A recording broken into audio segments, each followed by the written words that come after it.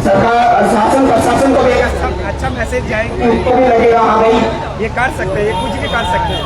तो हम यही चाहेंगे कि सभी भाई लोग आजकल कोई ना कोई किसी ना किसी ग्रुप में ऐड है, तो सभी को मैसेज कर दे कि दादा यहाँ पे सारी व्यवस्थाएं हैं, आइए आज समर्थन लीजिए। हम कहीं ना कहीं उनके हक की लड़ाई है, हमारे हक की लड़ाई है, तो हमें खुद अपने हक के लिए लड़ना होगा। मैं व्यक्तिगत तौर पर सुबह से तमाम कोचिंग सेंटरों के जो वहाँ पे संचालक महोदय है उनको पास व्यक्तिगत तौर से मैंने मैसेज किया, और जो भी लाइब्रेरियन है, जो भी लाइब्रेरी संचालक उनको भी मैंने मैसेज किया। अगर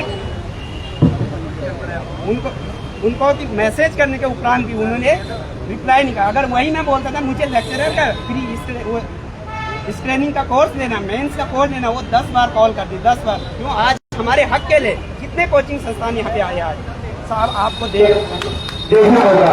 यहाँ पे अगर आप बोलते ना मैं ग्रुप सी का एस्पिरेंट हूँ, है ना, आपकी कोचिंग में एडमिशन लेना है, तो वो 10 बार आपको कॉल करते। मैंने यहाँ पे व्यक्तिगत और तमाम कोचिंग संस्थाओं हल्द्वानी में जितने भी उनको बोला कि ये हमारा समर्थन है। अगर आप भी आप से अपने ग्रुप का जो आपके ग्रुप बने उनका बच्चों का इन्फॉर्म करिए, क्योंकि अधिकांश बच्चे सोशल मीडिया से जुड़े नहीं है, जिसके कारण उनको उनका इन्फॉर्मेशन नहीं पहुंच पाती। मैं भी 2-3 सालों से सोशल मीडिया से दूर रहता हूँ। जैसे मुझे उस दिन पता चला, मैंने अभी भी फेसबुक अभी इंस्टॉल कर रखा है, गूगल से मैंने फेसबुक इंस्टॉल करा, तो मुझे भरोसा था कोई ना कोई हमारी आवाज उठाएगा और हमारी युवाओं के हक के लिए आगे आएगा। तो मैंने उसी समय इंस्टॉल करा और मैंने देखा था भूपेंद्र भाई की पोस्ट आई थी रात को तकरीबन 30 तारीख को 10 बजे।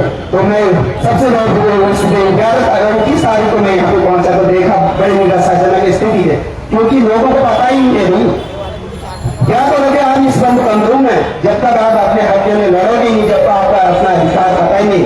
कितना भी पढ़ लो, कितना भी कुछ कर लो, होना कुछ नहीं है। उस एस्पिरेंट का दर्द समझिए जो डॉक्यूमेंट वेरिफिकेशन होने के बावजूद भी अगर यह केस मैदान में आया है, क्यों?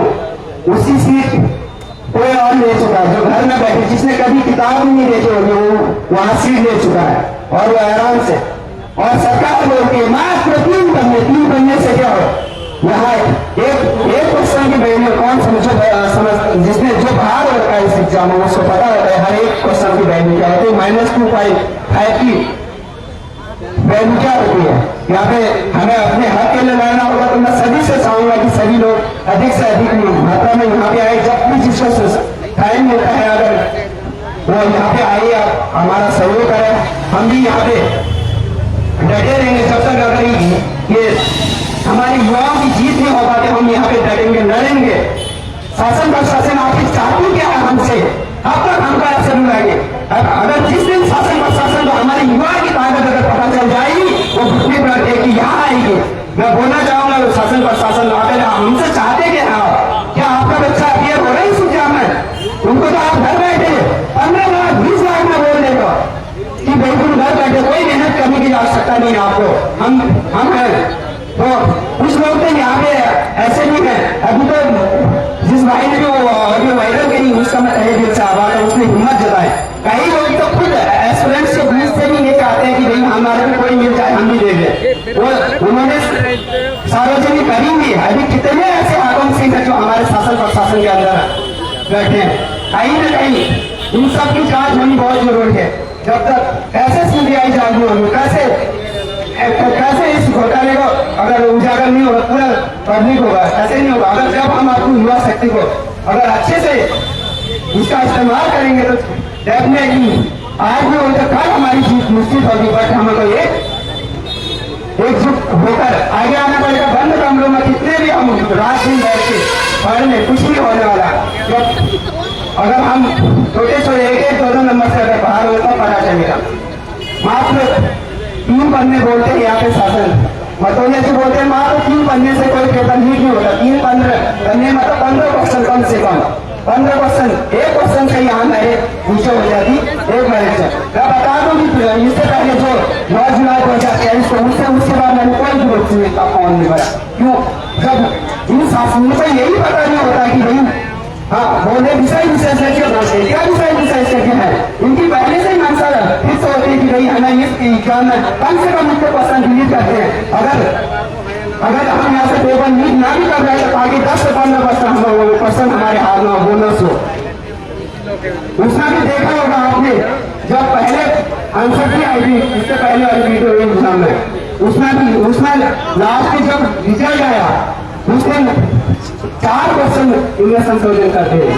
उसमें अभी कितने लोगों के हाथ में जो 68, 69, 70 के अप्रोक्स जिसके मार्क्स बने वो सब उम्मीद में बैठा। जब उनको पता चला होगा जिस दिन रिजल्ट आया कि 4% आपके डिलीट हो चुके हैं, 4% के आंसर चेंज कर दीजिए, और वो जो आंसर 70 वाला बच्चा है वो सीधे 64 में पहुंच गया, क्यों 4 नंबर वहां से कटा, 1 माइनस 5 नंबर। उसका दर्द दुख दर्द उसी एग्जाम में मुझे भी काफी उम्मीद थी कि हो जाएगा। मेरे भी 69 मार्क्स आ रहे थे। जब मैं काफी दिनों के उस समय क्या हो रहा था, 21 दिन में रिजल्ट आ रहा था। 21 दिन में रिजल्ट आना जब नहीं आया तो मैं यहाँ से गाँव गया। गाँव में उसी दिन हमारे जिसी दिन में गाँव में उसी दिन रिजल्ट आता है। हमारे गाँव में ऐसी नेटवर्क व्यवस्था ना हो पाने के कारण हमें पता नहीं। दूसरे दिन मैं बच्चों के साथ जाता हूँ तब मुझे मेरे दोस्त फोन करते थे भाई यहाँ 4% जो है डिलीट हो गए हैं। तब मुझे पता चलता कि भाई मैं बाहर हो चुका हूँ। मेरे 64 मार्क्स बन गया, जहाँ मेरे 69 मार्क्स बने थे, 64 मेरा भी जबरदस्त था। मेरा 66 कटा पे आराम से हो जाता था, हो जाना। अब मुझे पता चला कि नहीं मैं बाहर हो चुका हूँ।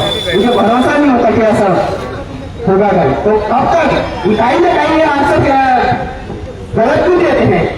उनकी साफ मंशा होती कि भाई हमें इन बेरोजगारों से ही हमने अपने जीवन में हमने इन्हीं से इन्हीं को लूटना है। कहीं ना कहीं उनको पता पहले से विषय विशेषण के बोलते हैं, विषय विशेषण मुझे मैं बना के देता हूँ सारे 100 के 100 पेपर, परसेंट 1% का आंसर गलत नहीं हो। ऐसे गलत हो जाते हैं उनकी कि यही विषय विशेषण के रह के सीधे बोल देंगे 15% हम जो है सस्पेंस में रखेंगे, उनका मल्टीपल आंसर दे देंगे या गलत आंसर दे देंगे, जिससे रेवेन्यू जनरेट होगा। अगर 1,54,000 एवरेज हमारे यहाँ पे एस्पिरेंट है, अगर उसमें से 1 लाख बच्चे भी 1% अगर ऑब्जेक्शन करता है कितना रेवेन्यू हो जाता है फ्री में? क्योंकि गलती किसकी है? आयोग की गलती है। उसका खामियाजा कौन भुगतना है? उसको भुगतना हम ही हुआ। जब तक हम अपने हक के लिए नहीं लड़ेंगे, अपने हक के लिए आगे नहीं आएंगे, तब तक कुछ नहीं होगा। कितना भी आप लाइब्रेरी में दिन रात कर लो, झूठी दिलासा दे दो अपने घर वाले, आज होगा कल होगा, नहीं होना है।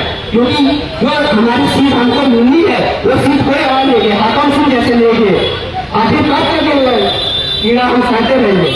आज मुझे 12 साल हो गए सरकार में रहते हुए। मेरी माँ जब मैं घर से आता हूँ सोचते मेरे माँ बेटा और कितना है, उन्हें क्या पता, उनको थोड़ी पता। उनको लगता है कि भाई कॉलेज तो जैसे 1 साल में पास हो जाता है, ऐसे पास होना नहीं।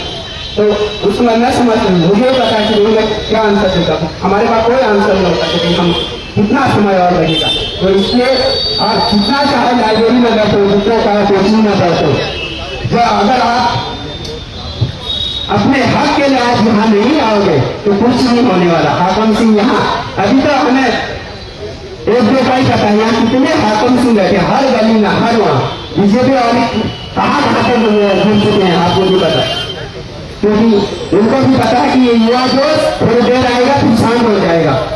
ऐसे होते आया, उनको पता कुछ नहीं होने वाला। अभी देखो कितने भाई लोग हैं, कितने सुबह थोड़ी जगह भी नहीं हो रही हो।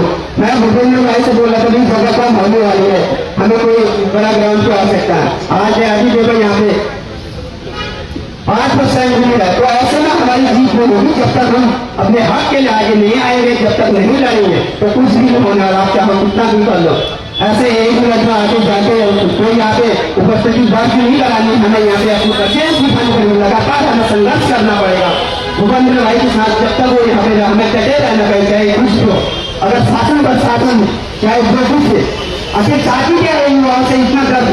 जो लाइब्रेरी से आज उनको रोड पर विजिट करने लगने के आगे अगर चाहते क्या है, अगर ये बोलते नहीं, हाँ जैसे यहाँ पे हमारे देवभूमि उत्तराखंड यहाँ पे कभी देवता नहीं मानता था, आज भी बंद करता है, नहीं करा।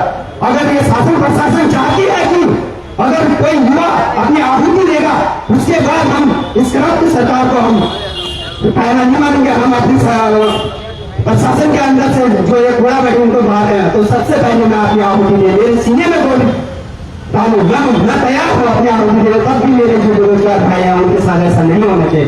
तो मैं सभी से आग्रह करूंगा कि अधिक से अधिक संख्या में आए भूपेंद्र भाई जो भी तमाम भाई जो यहाँ पे सुबह से डटे हुए उनका सहयोग कर कहीं ना कहीं उनको नहीं बनना है जो वीडियो पटवारी उनको नहीं, वो हमारे हक के लिए लड़ते हैं। वो पहाड़ से वो पहाड़ का पीड़ा जानते हैं कैसे किस दुर्दर्द में ये यहाँ पढ़ते हैं।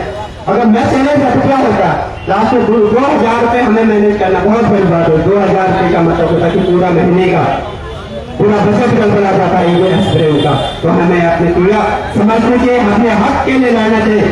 क्या पढ़ते हैं हम आर्टिकल 19 पढ़ते हैं, उसमें तमाम हमारे राइट्स दिए गए। कितने बच्चे सब डरते हैं, क्यों डरते हैं? पढ़ने के बाद क्या डर? अगर आपके पास एक दिन का डेडिकेशन यहाँ पे 7 दिन करने का डेडिकेशन नहीं है तो क्या आप जाएंगे? जो महीनों सालों घंटों बिता रहे हो वहाँ पे, मुझे नहीं लगता कि वहाँ पे आपका डेडिकेशन दिखेगा। यहाँ पे जहाँ पे अपने हक के लिए लड़ना वहाँ पे आपका डेडिकेशन मिलेगा। कहीं ना कहीं इसका फायदा हमारी सरकार हमारे प्रशासन इसका फायदा उठा रही है। उनको पता कुछ नहीं होने वाला, युवा आएंगे और चले जाएंगे। तो ज्यादा न करते हैं क्योंकि अनिश्चितकालीन धरना प्रदर्शन यहाँ पे होने हैं, तो आगे भी अवसर मिलेगा और मैं संबोधन करूँगा। बहुत बहुत धन्यवाद। धन्यवाद भाई। सभी लोग देखते हैं जो हमने पोस्ट भेजी हुई है, सभी लोग इसको अपलोड कर दीजिए कल का पोस्टर जो कल से लगातार अनिश्चितकालीन धरना है।